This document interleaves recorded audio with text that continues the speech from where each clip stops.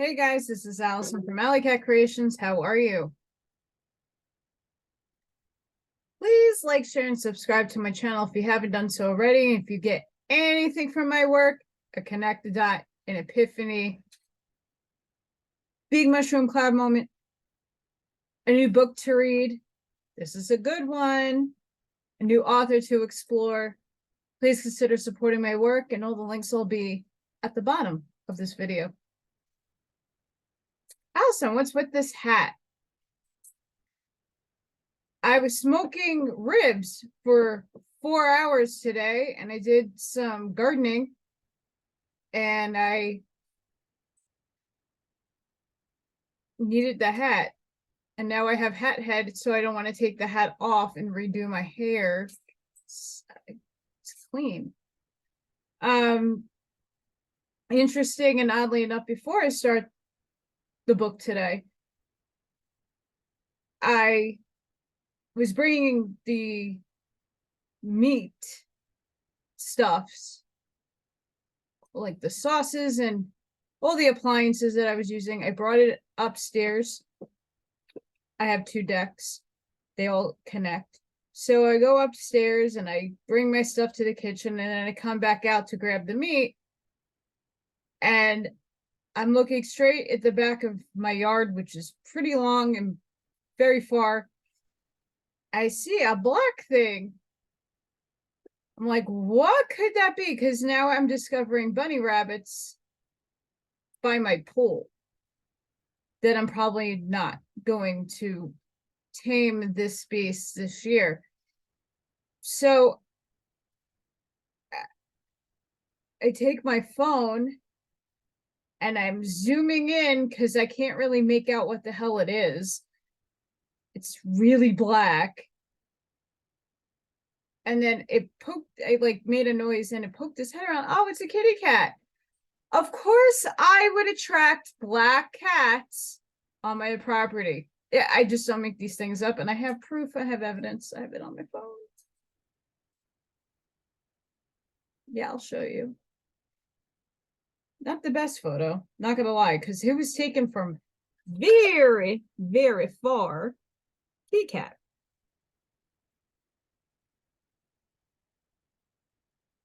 Only me. Only me. Good reasons, though. So today, I'm going to read Realms of the Living Dead. I don't go in a particular order on my channel with the books. I kind of tune in what upstairs wants me to read. For some reason, this is screaming out, read me, read me, read me. So I'll do that. And next time I will jump into the Urantia book and Owaspe. And that should be coming within the next 2 to 3 days. Sunday, I'm preoccupied with things, rumbles. And I have to force myself out of the house to get my car maintenance. Being new here, it's one of those, all right, just find a spot and see if you like it kind of deal. Unfortunately, my thyroid stopped working about a month and a half ago, and I have not only been dealing with Morgan being sick, but it's been hard for me to go to sleep. There's significant weight gain, which is a good thing, but it's not a good thing because it's not because of what I am or am not eating. It's because this isn't working, and it's not healthy weight.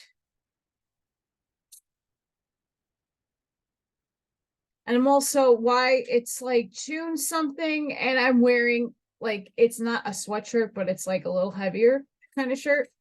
I'm cold, which is my thyroid.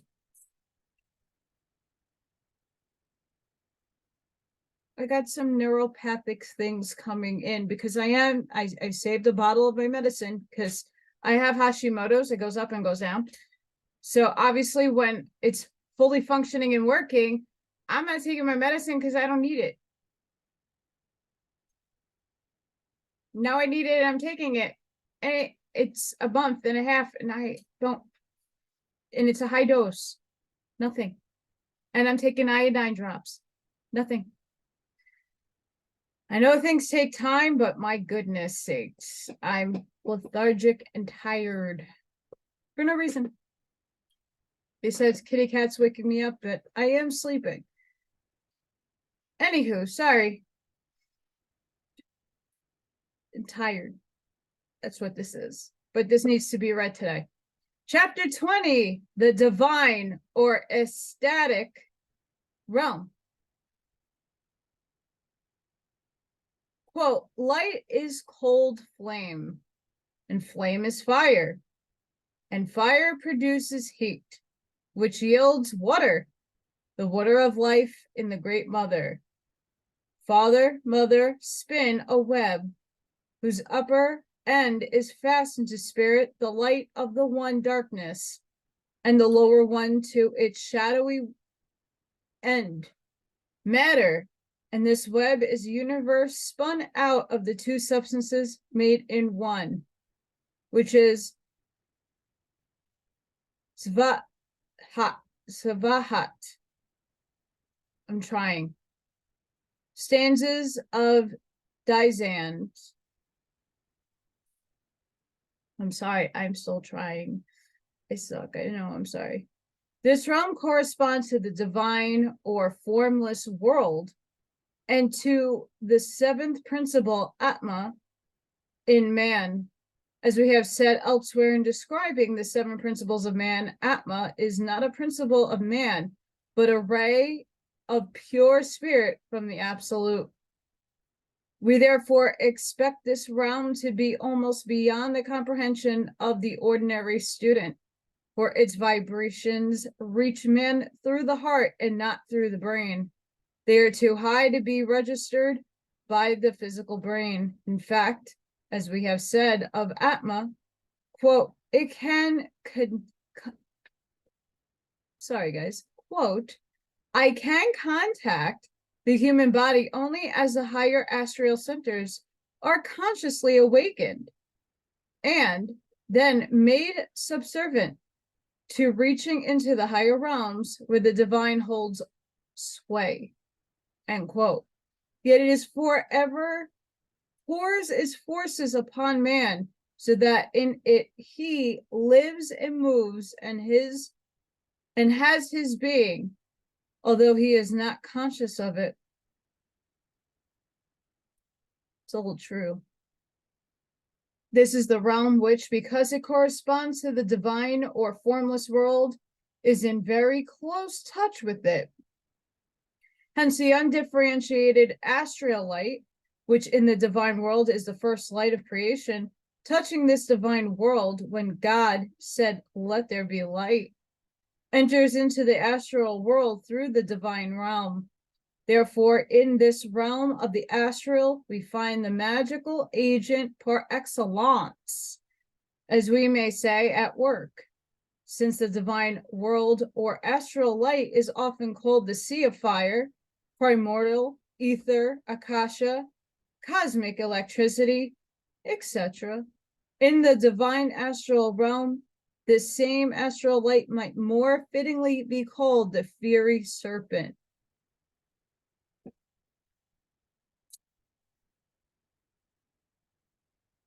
For here, the pure, undifferentiated light, which is both positive and negative, is beginning to spin the web, which will ultimately be the universe. Therefore, in its witherings and contortions, it is allegorically represented by the Hindus as the churning of the ocean by the gods, and by other people as the great serpent churning the ocean with its tail. Or Boros, or the Norse serpent, Jotungeir. I'm not saying that right. This idea of the divine light as serpent can readily be understood when we relate that it is the one life or the creative magic agent by which the cosmos came into being. This fiery serpent is indeed the basis for the belief in both heaven and hell, for it is the light sent forth in the beginning, out of which was created the cosmos. It is the one life, hence is both creative, preservative, and destructive. At its higher end, it is joined to pure spirit, the outgoing breath of Brahman, while at the lower end, it manifests as the force which makes the trees grow and put forth blossoms, fruit to ripen and decay, and all nature to respond to its force. In man, it is creative power, known in its lower aspect as sex force, which is so little understood and so sadly abused that from it man has indeed created all the hells in which his soul has ever dwelt. Yet out of a better understanding of it, when he becomes as the gods, knowing good as well as evil, he must create all the heavens to which his consciousness can respond. Quote, beginning with the pure spiritual plane, it becomes grosser as it descends until it becomes Maya, or the tempting and deceitful serpent on our plane, end quote. This divine realm may also be called the mysterious center in which this pure divine radiant essence is broken up into duality to animate the grosser and astral force, for in the divine world it is but the shoreless sea of fire, while here it is the fiery serpent. A rather crude simile would be that this realm is to the cosmos what the stomach is to man, while the fiery serpent is like the intestine. Like the stomach, it takes a divine substance, astral light, given it by the gods, and churns and digests it until it has been differentiated into its constituents and is passed on into the fiery serpent intestine to be assimilated by the lesser lives it is to nourish. Quote, thus, this light finally is of the nature of fire, the intelligent use of which warms and vivifies, and the access of which, on the contrary, dissolves and annihilates. This light, therefore, inasmuch as it is devouring, revengeful, and fatal, would thus really be hellfire, the serpent of the legend, the tormented errors of which it is full, the tears and the gnashing of teeth of the abortive beings it devours, the phantom of life that escapes them and seems to mock and insult their agony. All this would be the devil or Satan indeed. End quote. Interesting. This light might also be called the splendor of the divine spiritual sun, planet sun, going forth into manifestation, a ray of which is caught and imprisoned in the highest substance of this most spiritual realm of the astral world, where it begins its magical work of creation. For the astral light is the father mother of all light. The sphere from which this radiant energy or astral light comes is the soul of the universe and the life principle of every living thing, from the higher spiritual beings down to man and the lower kingdoms. Just as we say, the higher self is the soul of man.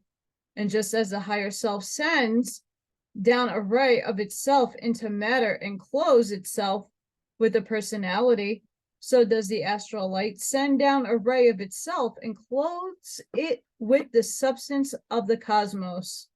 It is the matrix of the universe, the mysterium magnum, from which all that exists is born by separation. It is the cause of existence. It fills all the infinite space, is space itself. When the Elohim said, "Let there be light,"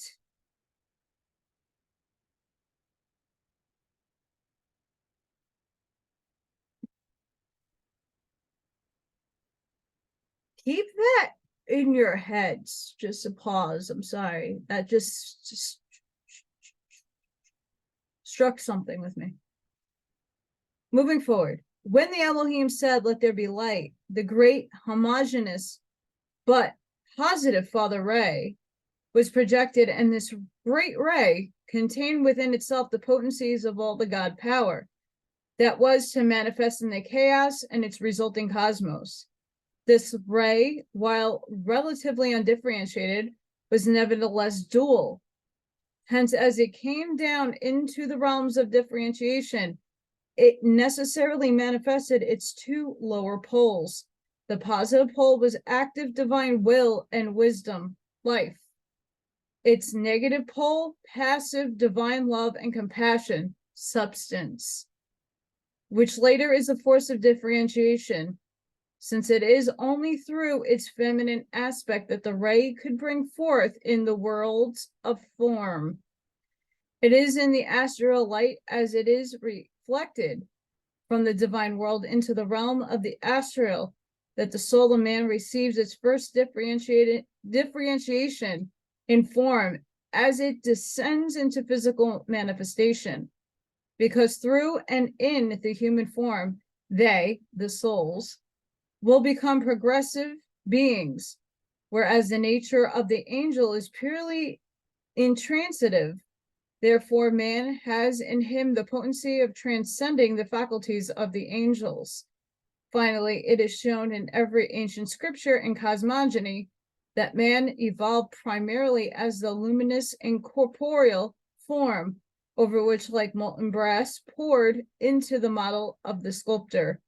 The physical frame of his body was built by, through, and from the lower forms and types of animals and terrestrial life. Very interesting there.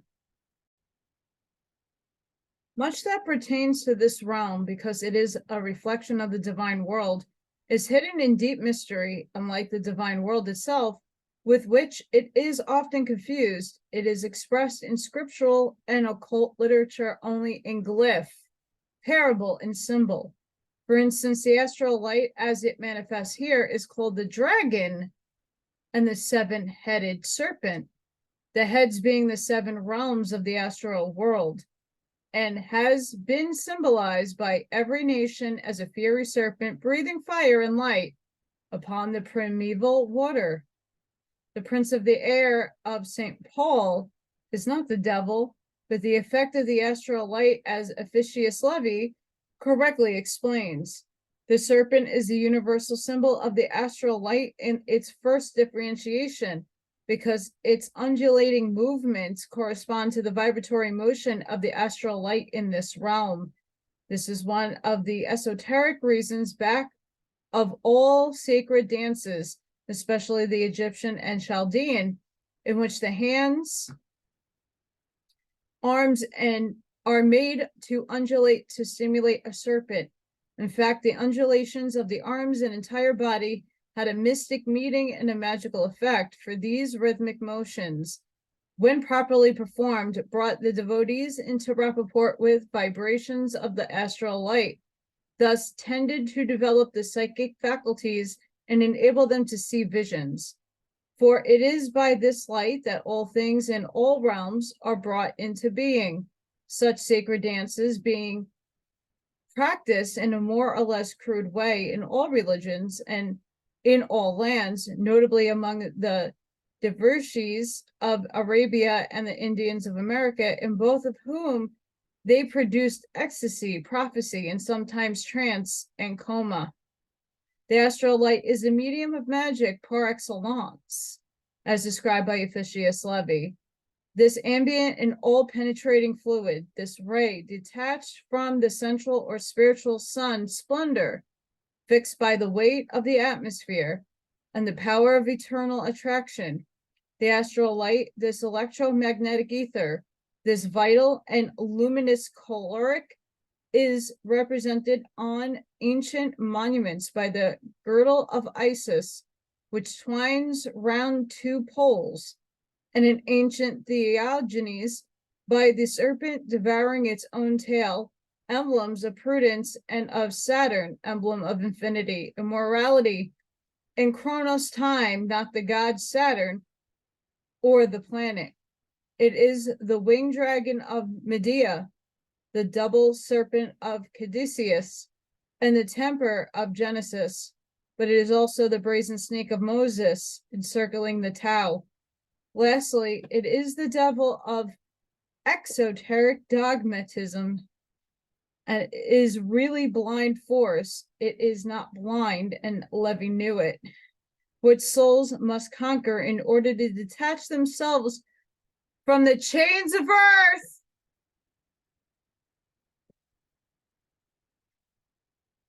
Right there. Which souls must conquer, because you have two poles, in order to detach themselves from the chains of the earth. For if they do not, they will be absorbed by the same power which first produced them and will return to the central and eternal fire.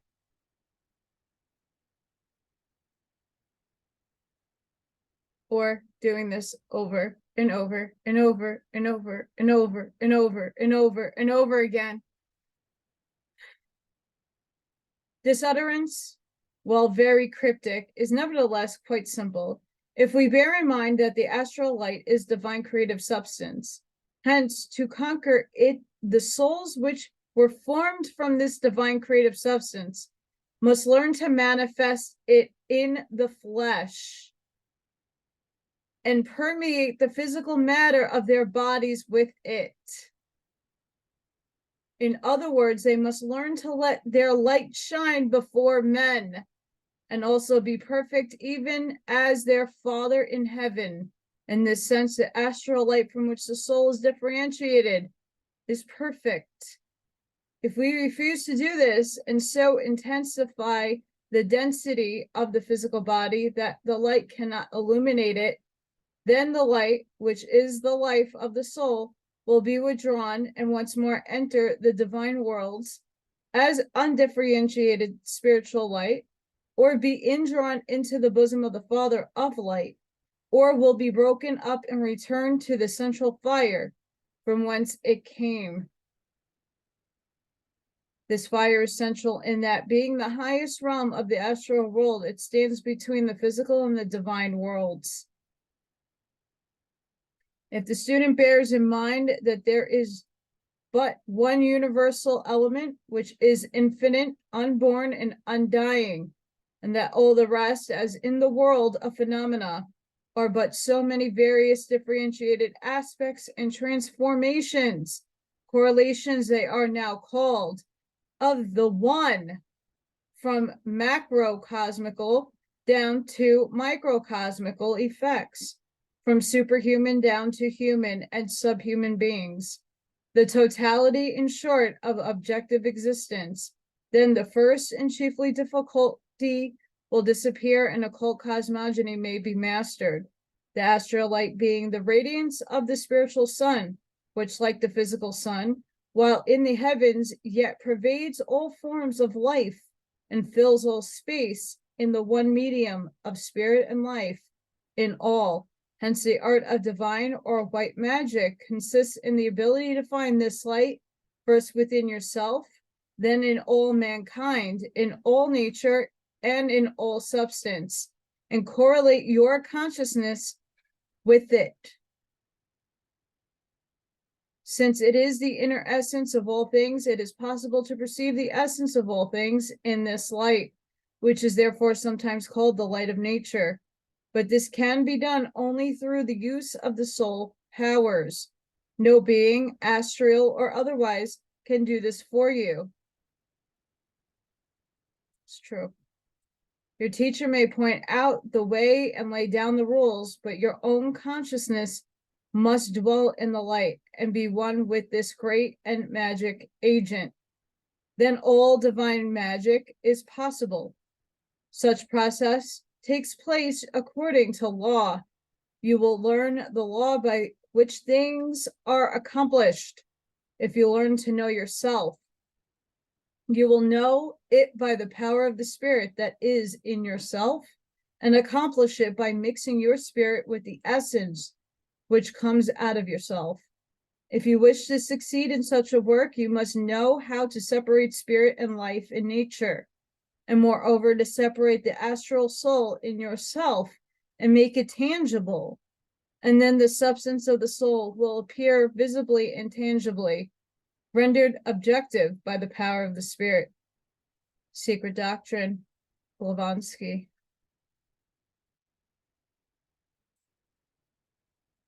Intense. Chapter 21, Independent Communications. An aviator's great adventure, the Annunciation. Author's note: since the publication of the first edition, many readers have asked for further examples of independent communications. The following specimens will serve to show the possibilities and range of such communications, varying as they do from a young aviator who cannot be convinced that he had left the physical body to the high intelligence of a great angel of the planet Saturn. I'm going to put a pause here. I have an interview on this channel with Chad, who's sadly passed on since this. I got him to speak his truth before he passed away.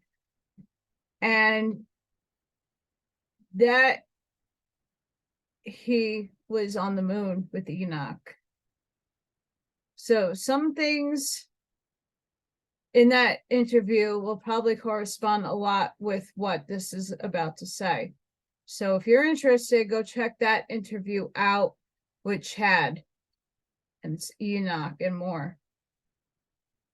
The communications are all given, particularly in the wording received and without the intellectual revision, elaboration, and polishing which most literary efforts received before publication. All were received by Miss Curtis, while in full consciousness and often while busy with household or other affairs, as for example, the message from the young aviator, which was received while riding in an automobile. This shows that it is the state of consciousness that is essential, not the time or the place, although these may often be helpful in placing the mind of the recipient in a tranquil state in which it can be more easily respond to the higher states of consciousness and to the intelligences of the higher worlds. The aviator's great adventure. The following incident will illustrate the great difficulty many who pass out of the body suddenly have in realizing their real condition. It is also illustrates the independent method of communion with those who are not in the physical body. The message was from a young aviator of great prominence, whose airplane was shot down during the fight with a number of German machines. The message was received on July 18th, 1918, before his death had been officially corroborated. While traveling 25 miles an hour in an automobile between Philadelphia and New York, a young man whom she had never seen before suddenly presented himself to the inner vision of Miss Curtis, dressed in full aviation costume. Although Miss Curtis had never seen his picture, she was able to identify it positively when it was shown to her later. The dialogue which follows was written down from memory soon after and as accurately as possible, so that the essence of the conversation can be vouched for, even though the exact wording cannot. The initials VA will represent the young aviator, and Dr. C will stand for Dr. Curtis, who carried on the conversation. Miss Curtis repeating the question and answers from one or the other in full consciousness while automobile was speeding along without stop.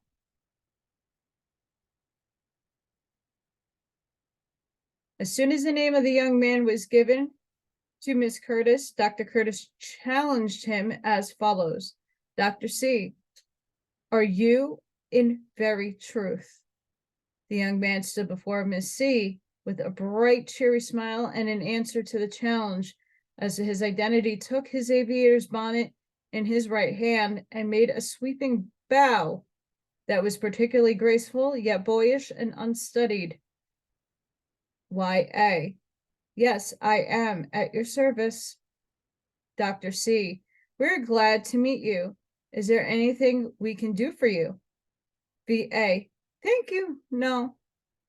I'm meeting with so many strange adventures. I'd like to talk them over. Dr. C. How did you come to meet with us? V.A. Oh, I just met up with you and felt attracted. Dr. C. Then you have really passed over. V.A. in surprise. Passed over what? Dr. C. Passed out of your physical body. You are now in what many people would call heaven. V.A. quickly. Heaven nothing. And I know I'm not in the other place. Dr. C. Of course you're not dead, but you have left your physical body. V.A. Oh no. I have just had a wonderful adventure, that's all. I've discovered a country that's not on the map, and I mean to spend some time here and study it. Then when I've got the facts, I'll come back and tell the boys. Dr. C, letting the point pass, tell us how you got there. Well, I was flying, and we got into a bit of a row with the Boches, and I felt a sting in my head, and my machine began to fall. Dr. C, what did you do then? V.A, why, I jumped out. I always felt I could fly myself, only instead of falling down, I flew up here. Dr. C, how do you explain that? V.A, well, there are lots of strange things happen to the aviator. I had always felt I could fly.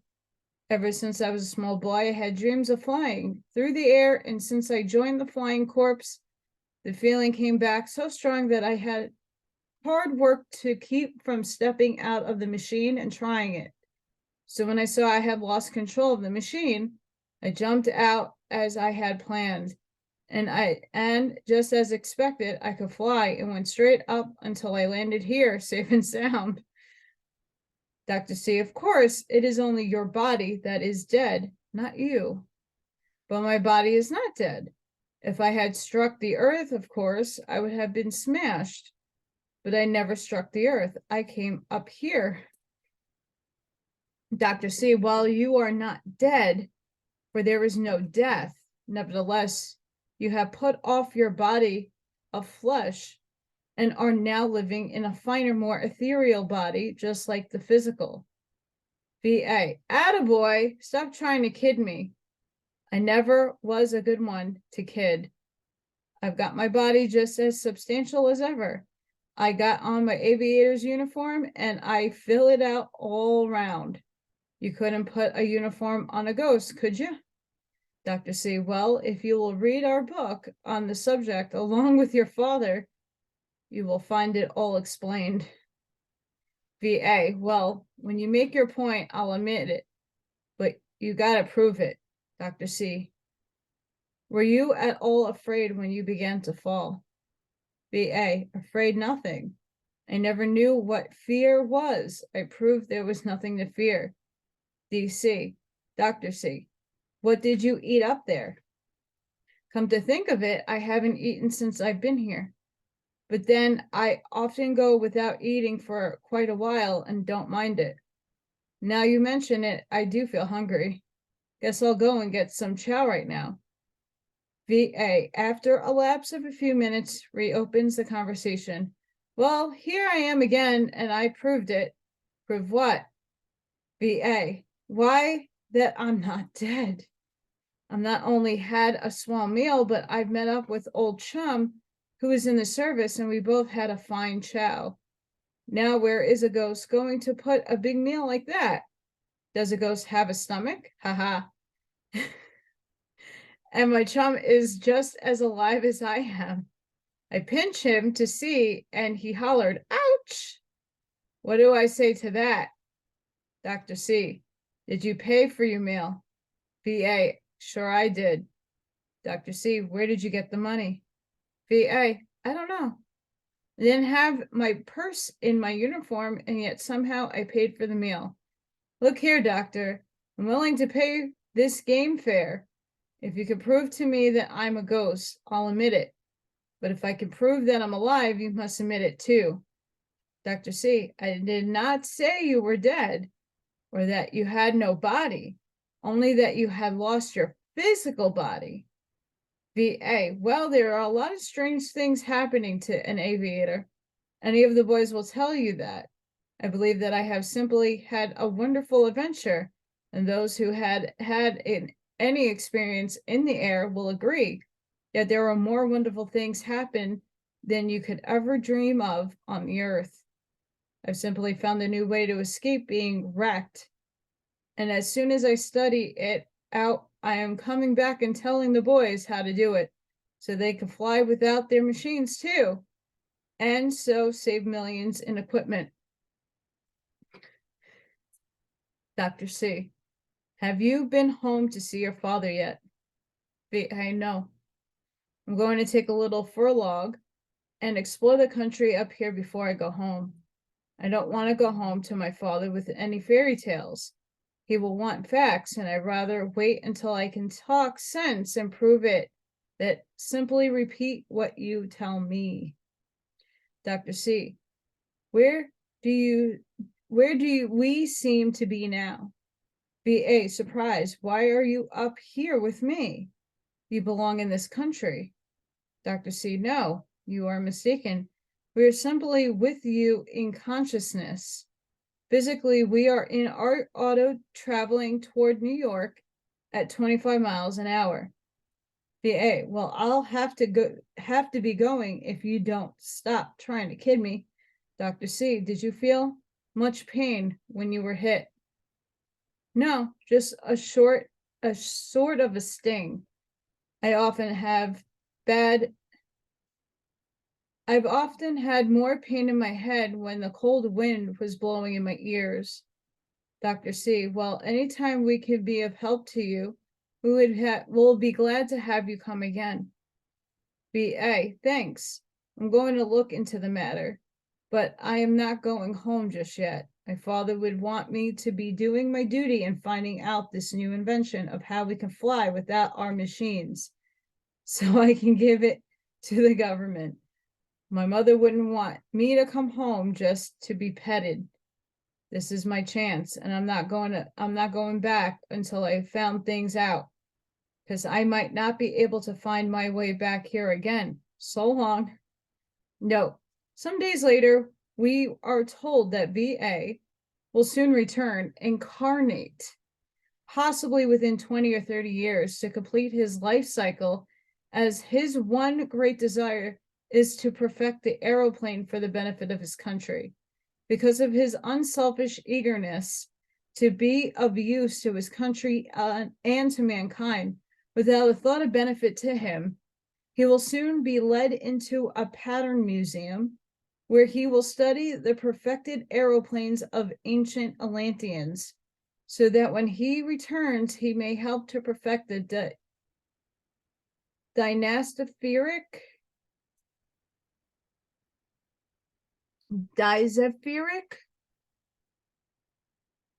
motor, which will draw continuous and unlimited power directly from the etheric forces of air. Tesla, baby.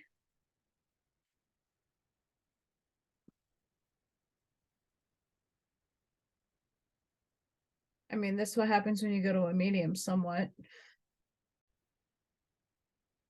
The Annunciation. Reach out your hands. Blessings are falling. Open your ears. The angels are calling.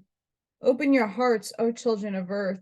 Wake, for today comes the heavenly birth. Over this land there is centered a star that reaches to earth its ray from afar. Lift up your brows and a diadem weave. Out of the stardust sorrow reprieve. Onward courageously walk through your task. Only the guerdon of love shall you ask. For unto this day it is given to sit at meat with your Father in heaven. Crazy.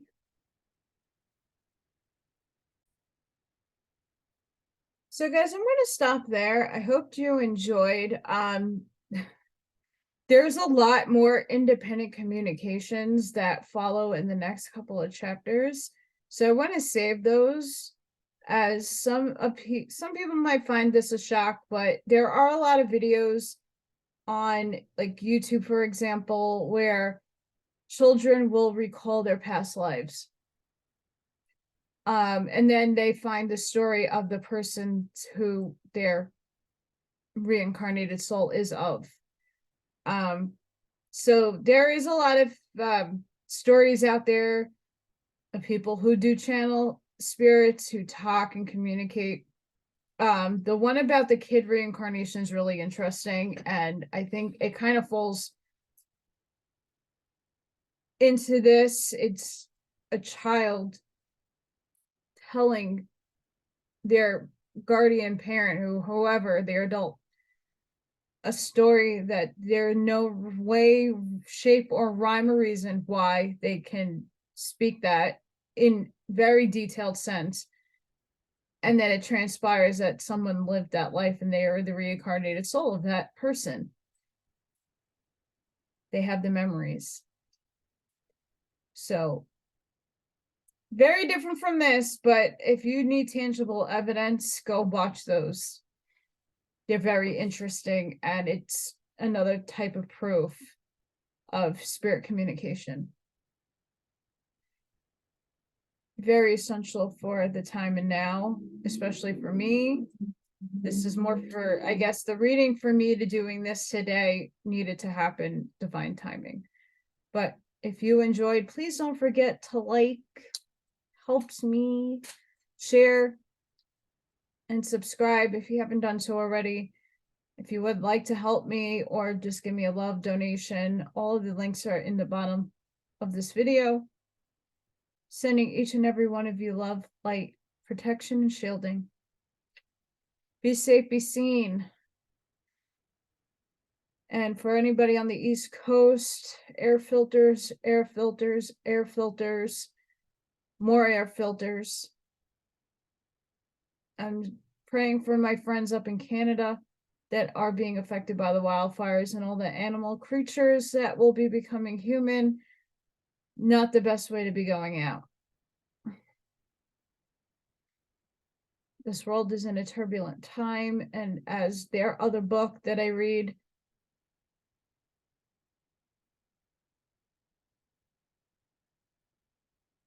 things are happening. So buckle up. Until next time, guys.